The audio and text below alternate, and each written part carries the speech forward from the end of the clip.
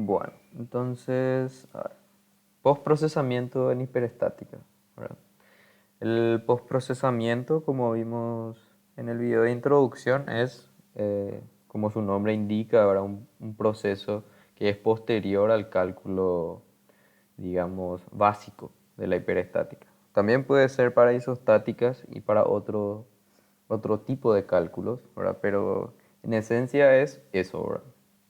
Y básicamente se utiliza cuando se trata de conocer el valor de una variable que en cierto sentido esté dentro de los parámetros que se consideran como básicos para el funcionamiento del problema. Es decir, para no sobrepasar, por ejemplo, un desplazamiento, una tracción máxima, para hacer que algo funcione correctamente, etcétera, ¿verdad? Son muchos los casos y ya depende básicamente de la persona que está haciendo el postproceso, la metodología, ¿verdad? Pero en líneas generales, como estamos trabajando en el régimen elástico, casi siempre la variable desconocida se le da un valor unitario y justamente por proporcionalidad, ¿verdad? Eh, Se establece nomás ese como el valor que da un resultado, entonces ¿cuál es la proporcionalidad que daría el resultado deseado, ¿verdad? Ahora, lo que sí hay que tener presente es de que de repente el postproceso está ligado al funcionamiento de la pieza en el cual eh, si es que el problema está en ese sentido, ¿verdad? Solamente de funcionamiento o tensión en general, solamente se necesita calcular las tensiones en la hiperestática. Ahora, si el problema está ligado a hacer cumplir condiciones de desplazamiento máximo, por ejemplo, hay que calcular las tensiones y el desplazamiento eh, en la hiperestática, ¿verdad? En este caso, este ejercicio no requiere de cálculo de desplazamiento, ¿verdad? Un ejercicio muy corto para entender la idea que es uno de los posibles casos que se pueden dar de ejercicio de postproceso, ¿verdad? Y dice la estructura mostrada de un sistema de entrepiso para depósito, ¿verdad? El cual estará sometido a una carga distribuida Q sub L, que es esta carga naranja, ¿verdad? Que es justamente la carga que queremos determinar, proveniente de los distintos materiales que serán guardados en el mismo, ¿verdad? Recibe además una carga accidental de 20 kilonewton, que es esta carga vertical hacia arriba, ¿verdad? Debido a las diferencias de temperatura entre los niveles superior e inferior, ¿verdad? Al entrepiso también está sometido a un gradiente de temperatura como se muestra en la figura, ¿verdad? Entonces, en la parte superior hay 50 grados Celsius y en la inferior hay 20. Se sabe que la barra 3, esta, es un cabo de acero con resistencia a la tracción máxima de 140 kilogramos fuerza por centímetro cuadrado y el resto de la estructura es hormigón. Es decir, estas vigas 1 y 2, ¿verdad? Son vigas de hormigón, ¿verdad?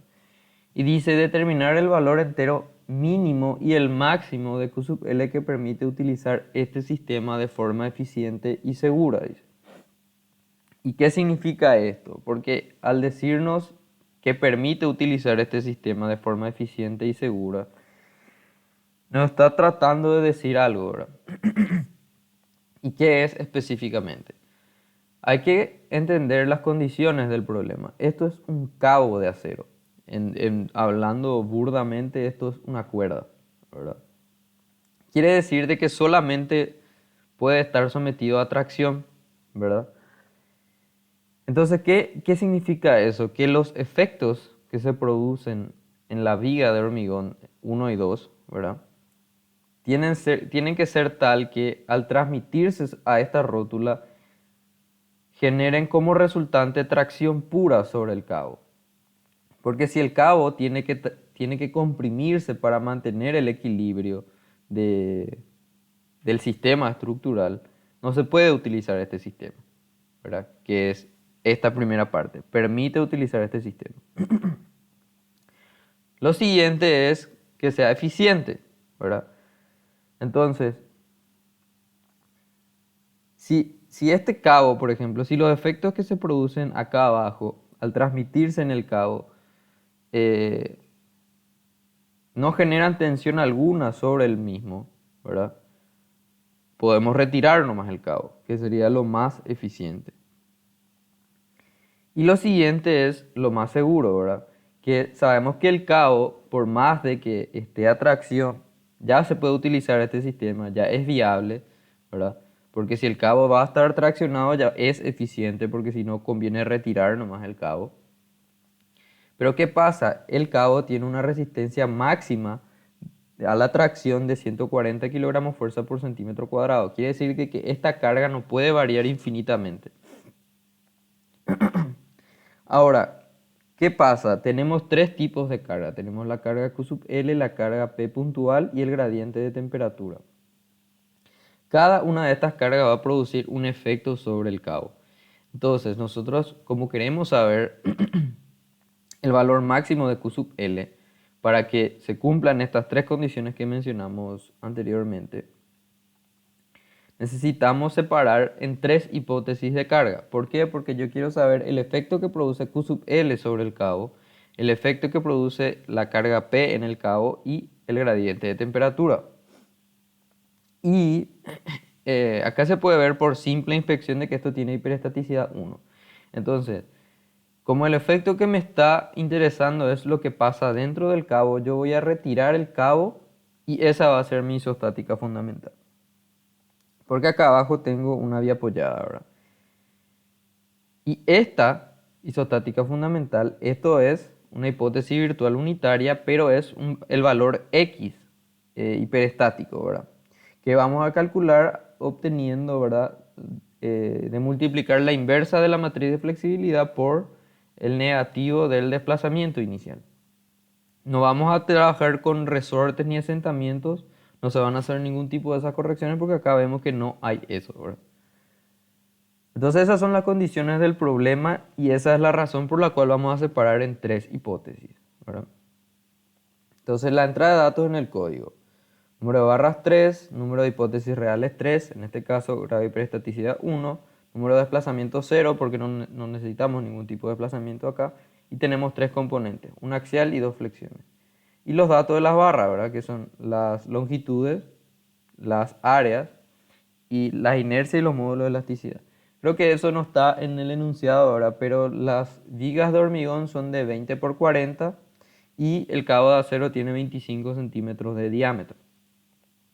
Como es de hormigón, las vigas tienen módulo de elasticidad 2 por 10 a la 7 y el cabo tiene 2 por 10 a la 8. Al ser de acero, ¿verdad?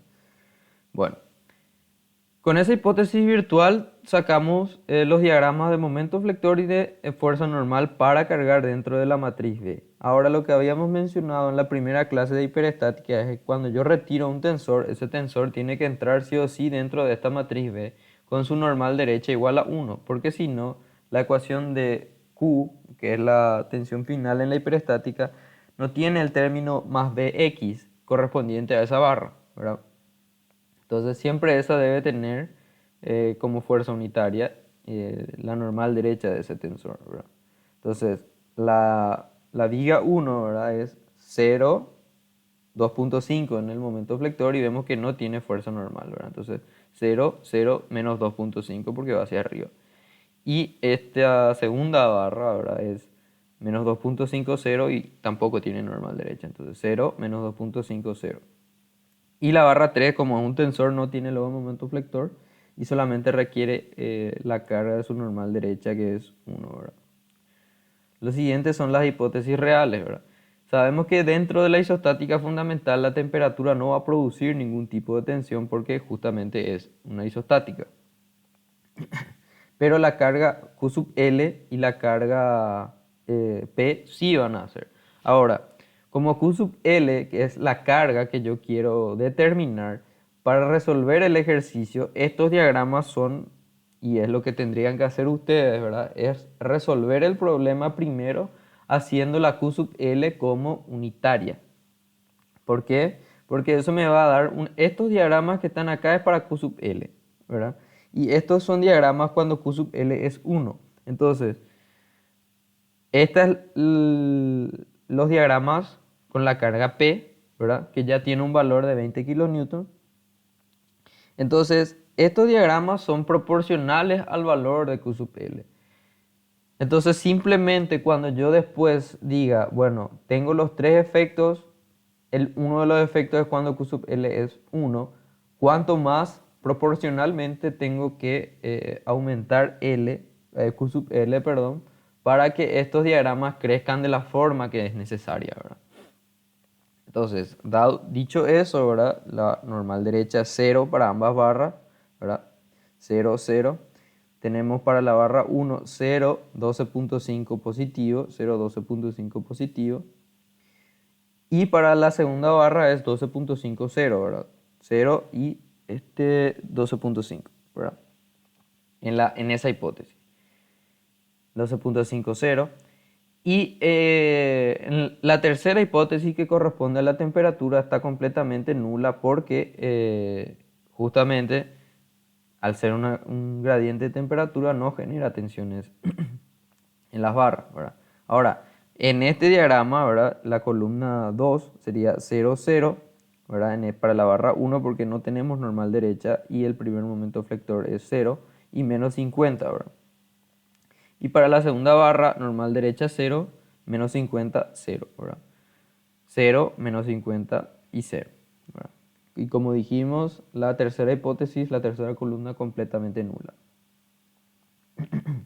Lo siguiente es la matriz de formaciones iniciales, ¿verdad? Acá sí voy a cargar los efectos de gradiente de temperatura, además de los efectos de rotación inicial que se producen por la carga QL, ¿verdad? Que están en el libro del Volta. Entonces tengo acá todo lo que está en la primera columna es lo que corresponde a la carga Q sub L. Lo que está, en este caso, ¿verdad? Como la carga P está en el nodo exacto que se comparte entre la barra 1 y 2, es un efecto nodal y no una carga en el tramo, ¿verdad? Entonces no genera rotaciones iniciales, ¿verdad? Perdón. Entonces esto es 0. Ahora, la tercera columna, como corresponde al gradiente, porque Q sub 0 tiene la misma cantidad de columnas que la Q sub 0 mayúscula. Entonces la primera columna es Q sub L, la segunda es P y la tercera es el gradiente. Entonces la tercera columna tiene que tener los efectos de gradiente de temperatura que le corresponden, ¿verdad? Para la barra 1 y la 2. Entonces, ahora vamos a hacer ya el análisis porque hasta acá ya está cargado todo y el algoritmo ya tiene la capacidad de calcular entonces la inversa de f y menos R0, ¿verdad? Entonces, analizando los valores de x, ¿verdad? Que son las incógnitas hiperestáticas, por cada hipótesis, ¿verdad? Esto hay que entender de que como yo separé en tres hipótesis, mi x, que es mi incógnita hiperestática, que es el tensor en este caso, va a tener tres columnas donde cada columna corresponde al valor hiperestático que produce cada hipótesis de carga, ¿verdad? Vemos que Q sub L genera tracción. ¿Por qué? Porque este es un valor positivo, mientras que la carga P2 es negativo y la temperatura también es negativo. Entonces estos dos comprimen el cabo y este tracciona. La naturaleza del cabo, como dijimos al inicio, es resistir únicamente tracción. Entonces para que ese sistema funcione, la resultante en el mismo debe ser tracción o como mínimo sin tensión alguna, ¿verdad? Entonces, yo tengo que hacer crecer Q sub L de forma proporcional de tal manera que compense como mínimo esta compresión. Porque cuando Q sub L es 1 se produce 6,24 de tracción por L. Mientras que el resto de las cargas, como ya tienen un valor fijo, producen la suma de esta compresión. Entonces, cuanto más, si Q sub L con valor unitario me produce esto, cuánto más tiene que crecer para que me produzca esta suma. Ese es el valor que hace que no, que digamos, hace que exactamente se anulen los dos efectos, ¿verdad? Pero nosotros habíamos visto que en realidad, si es que está sin tensión, realmente no es lo más eficiente, ¿verdad? Entonces, de eso podemos concluir que el valor mínimo de Q sub L es el que deja sin tensión alguna, ¿verdad? Es decir, que la tracción producida por Q sub L esté compensada con la compresión producida por las otras hipótesis de carga.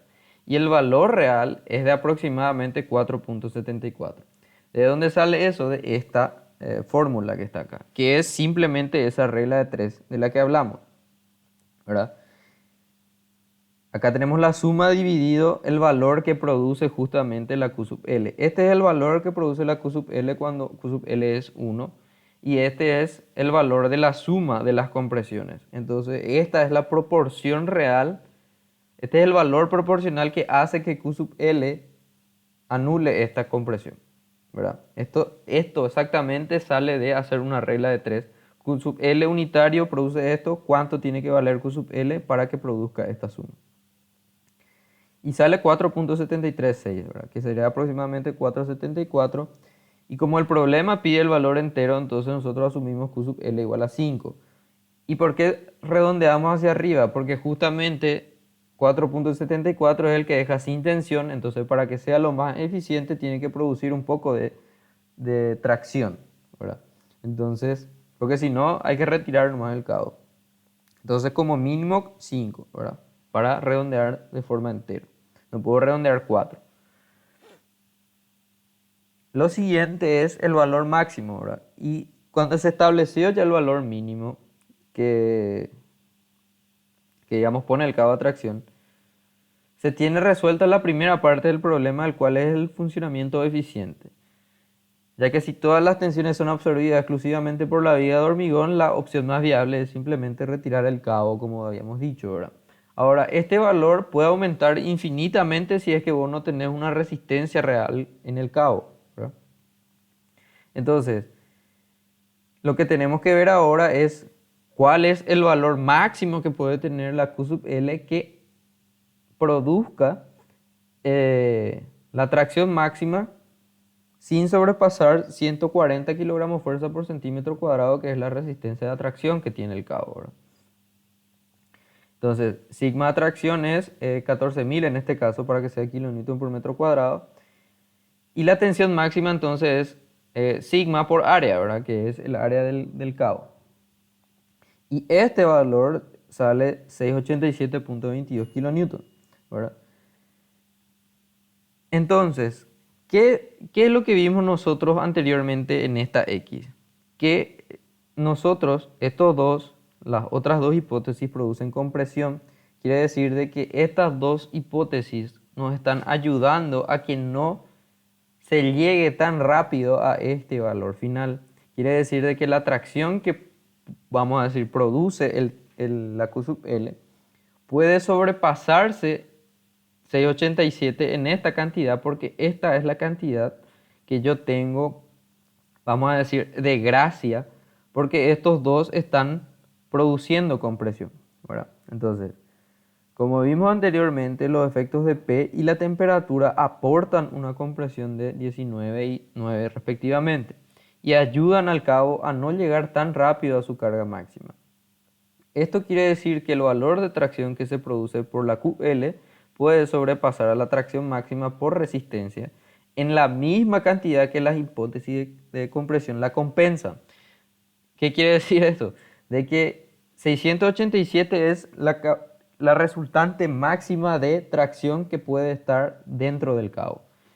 Pero la resultante máxima en el cabo es la tracción que se produce por Q sub L más la compresión que producen las otras hipótesis. Y este valor lo que tiene que ser 687. Esta resultante. Entonces, la resultante es igual a la tracción que produce Q sub L menos la compresión que producen las otras hipótesis.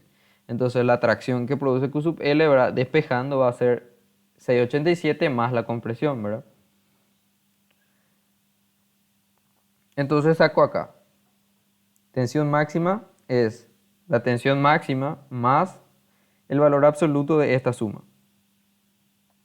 Y lo divido por el valor mínimo que produce la Q sub L cuando es 1. Entonces, si Q sub L es 6, si Q sub L es unitario, me produce una tracción de 6. ¿Cuánto me tiene que producir o cuánto tiene que valer Q sub L para que se produzca una tracción de la máxima más la compresión, ¿verdad? Que es esto que está acá. Y de ahí sacamos esta fórmula. Entonces el valor máximo es este, que en este caso queda 114,74, ¿verdad? Y asumimos 114, ¿verdad? Porque, claro, estamos hablando de valores máximos, entonces se requiere, ¿verdad? De que el valor mínimo es redondeando hacia arriba y el valor máximo es redondeando hacia abajo.